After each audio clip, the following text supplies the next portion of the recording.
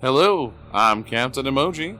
And I'm Mysterious Gamer X. Welcome to Endless Mode. Today we're doing some Starfox for the Super NES. Yep. Getting our Starfox in before the release of Starfox 2 with the SNES Classic. Came up in conversation earlier that you haven't really played much of the franchise, so we figured we'd do a deep dive before experiencing that new content. I probably only picked up the controller for the franchise in total about 3 times, so... I was gonna say, setting this up is probably, like, already as much as the sum total of your existence. Oh, definitely. Hi, Cat.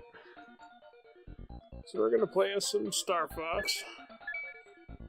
We had friendly ships running away from the bad guy, blowing them up, so we already know who's the good guy and who's the bad guy, because... Sets the tone early, it's important, especially since they always, seem to rely on mercenaries, which are... Not active militaries. Not active military, yeah, so I guess it's important to establish that they're, good mercenaries.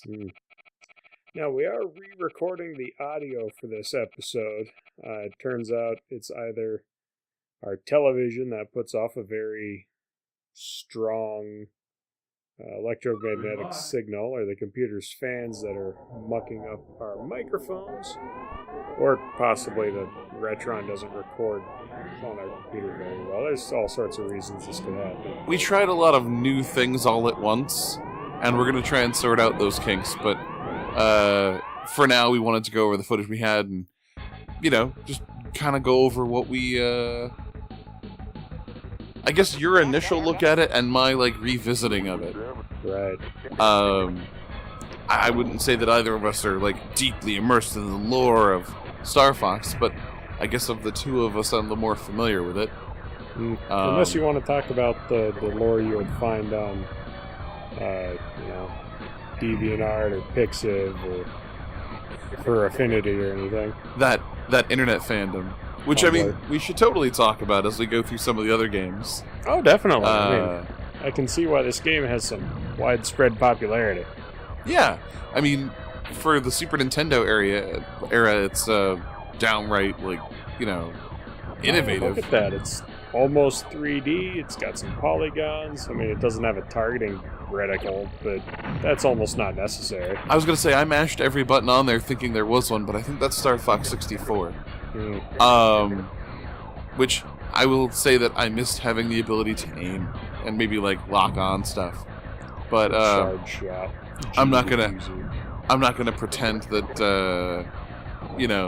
there wasn't also a lack of skill and 10 years of cobwebs on whatever flight skill I may have had. But it still holds up overall. It's still a pretty game for the most part. Sure. And still handles pretty well. And the characters are iconic and the world is cool. I dig it as a setting. Oh yeah, definitely.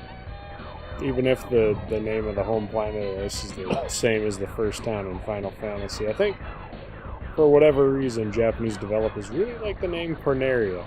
It's a good sounding name. It, as far as I know, doesn't have any big background, but so we're running along, not actually playing, so it's kind of a new experience trying to comment for it. It's kind of funny watching me play. I watch our videos from time to time, but I'm not very good at this. Did they set up the falling pillars, or are they trying to knock buildings on you? They're trying to knock buildings on you, and I should have... Why'd they bring the giant Constructo robot carrying the building under its arm? It's an invasion force. I think they plan on flattening everything and then putting in their own. Corneria is the last line of defense. The planet Venom and Andros and his forces have pushed back the Cornerians to the very brink and have decimated their fleet. That's why the Starfox crew are their last hope. They're that's rough. Ragtag group of very promising but very rookie pilots. The only veteran of the crew is actually Peppy Hare. Oh, okay, so that's what he's hanging around for. Yeah, Peppy Hare's the mentor. And then, like, Falco and Fox are supposed to be your, like, Goku and Vegeta, rivals. And then, Slippy is, like, an engineering genius, but he's not super great as a pilot. Oh, so Bulma? I mean, if we want to go with Dragon Ball, yeah. Okay. Or like Maxwell from, Robotech. Because, I mean, he was an okay pilot, but his real brilliance was that he developed a new targeting system and, like, revolutionized robotechnology, if you remember. Oh, Slippy's we that. might need to get you to watch that series again, because Max was also their best pilot. Well, yeah, I mean, Max was awesome. But I'm just saying. He was the protagonist of... Wow. Okay, so fun fact about Macross / Robotech. Half the crew thought they were developing a parody. Really? Yeah. That's fun. So that's why Rick Hunter's just a massive tool. Yeah. Well, And then the other half decided to make it a real show after people liked it. So... Huh. Yeah. That's fun. Might explain some of the weird tonal shifts. It does, yeah. Falco gets to be the Rick Hunter of this, then. Because while he's supposed to be exceptionally competent, and, like, Fox's, like, rough equal, you never get to see that. But you always get to see him flying by on fire with something chasing him. Like, that's a lot of his existence. I mean, Slippy gets the bad rap for it because he's always, like, flailing wildly and needing help. But Falco is almost as often, like, under the gun. I think Slippy gets the bad rep because he actually Owns acts up to like it. he's over. He acts like he's in over his head, whereas Falco's usually berating you for not being a better wingman. Yep. Even though Falco usually zips ahead and, like, gets 3 bogeys on his day. He's a good pilot. He's supposed to be, like, allegedly. All the ancillary material and, like, instruction manuals and everything else that talks about him, he's supposed to be quite good. But because you're the protagonist, you don't get to see that. Yep. In theory, all of his, like, ace shots and stuff happen off camera. That is something I would love to see more of in, like, a future game, is, like, he should help you peel a bogey off of your tail more often, or Right. have his own missions, I guess. I mean, playable missions in Sim would be fun, or just have those missions at least be talked about in the game proper. Sure. Maybe the reason that, it's like a mission with just you and a wingman, is because there's, like, some other flank that has to be covered by the rest of Team Starfox, and they're being led by Falco or something. That would make sense. Or Have missions or have where you choose your wingman, and if you choose Falco, your DPS goes up. Sure, yeah. If you choose Falco, your DPS goes up. If you choose Slippy, you get more shields. I guess Peppy'd probably be maneuverability, or he's not going to beg down because he's got experience and sage advice, but his best flying days are probably behind him. But he still does it because it has to be done, essentially. He's actually a member of the original Team Starfox, which was led by Fox's dad, who is missing? I think so, yeah. Missing? I think, like, MIA, but presumed dead because it's been a while. That makes sense.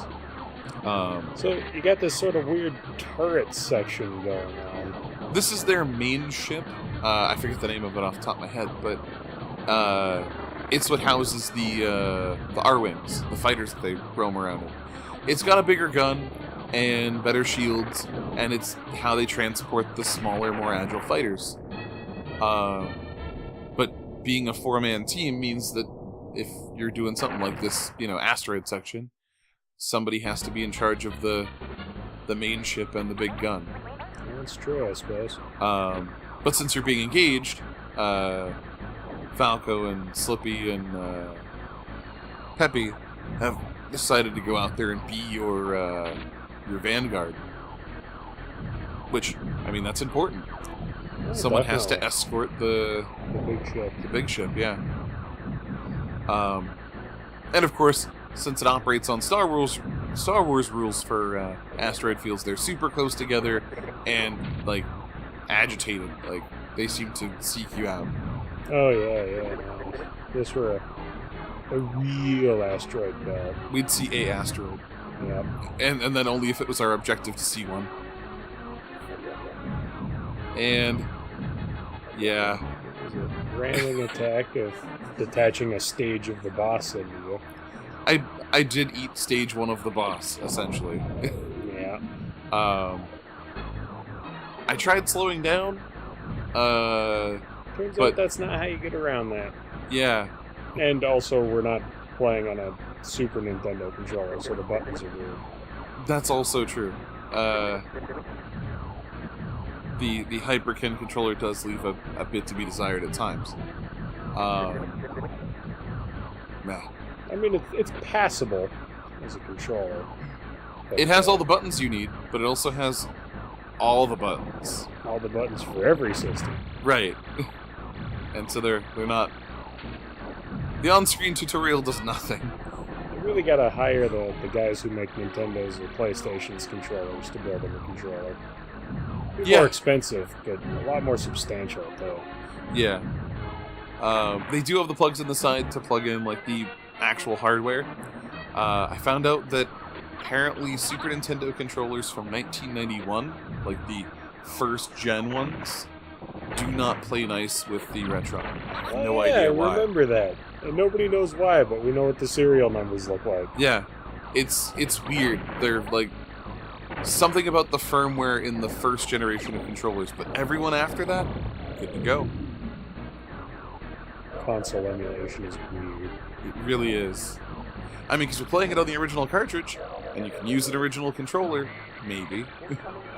But it's loading everything off the cartridge and then playing it on the box.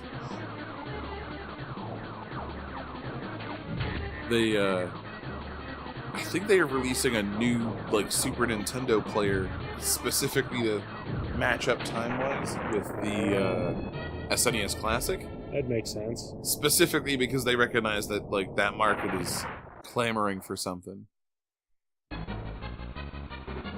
I wonder who keeps leaving all the handy rings to refill your shields that you can fly through.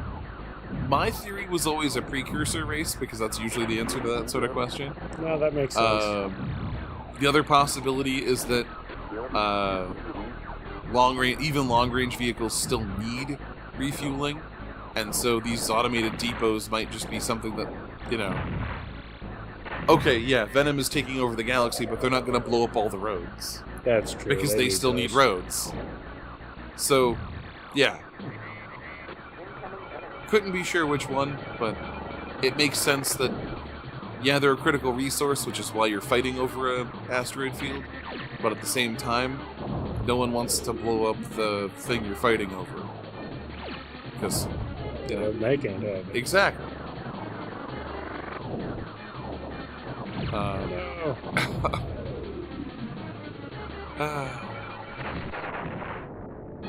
It's even more embarrassing to watch myself blow up after the fact. Like, before I'm too busy exploding to feel any, like, great shame, but this is sort of a highlight reel of, what were you thinking? Yeah, well, I missed with the bomb, and then... Answer for your crimes against gaming, you filthy casual. Who knows? The checkpoint system in this game is weird, because you got started way back that first time. Yeah. Despite doing better against the boss. And then the next time, it literally parked me right outside. I have no idea why. What? It's so strange. By what metric I was weighed and measured, but I mean, I'm not going to complain getting to take another crack at the boss. That's true. but I want to point out that my shield is still pretty much at 0 when I get there, so Yeah, I can't. maybe that's how the boss spawns. Oh, is based on like how you're doing. Yeah. That'd make a certain amount of sense, I suppose. Okay, well, so our video playback just locked up. Give me 1 second to see what's going on there, because that's entertaining. I mean, that's what we get for trying to do something new.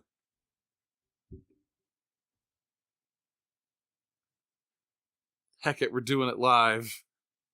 Stop. That was it. Really? But it didn't show me exploding again or the game over. I am confused. This might just be a problem with the Retron. We'll have to experiment.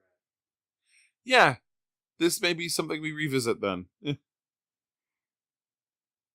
well, next time on Endless Mode, we're going to be playing a different game on an actual console.